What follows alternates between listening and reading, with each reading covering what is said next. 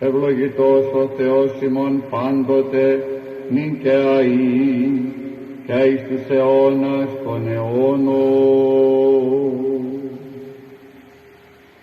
Αμήν.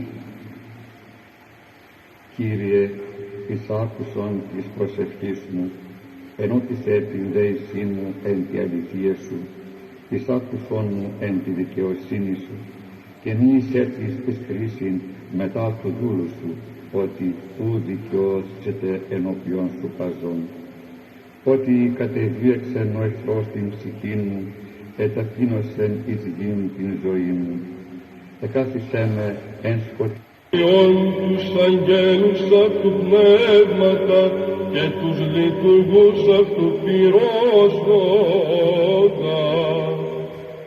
Οποιόν τους αγγέλους αυτού πνεύματα και τους λειτουργούς αυτού πυρός Γόγα. Των πίστην των απάντων και εσπλαχνών, θείες προστασίες, ημών εκδισοφίδε εκτένος, Χριστούν Θεού του ζώδοτουν, κινούμε προσκυνούμεν, Μαριάμ καλυτώνημε, και ευλογούμεν πιστός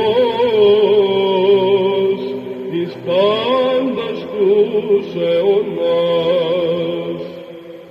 Αρχάγγελοι του Θεού, πρεσβεύσατε υπέρ ημών, αποτεφρώσαντες τα ηρώδη πάθη, το πύρι της ημών απαθίας, ζημέν αγνία, αρχάγγελοι φρουρητές.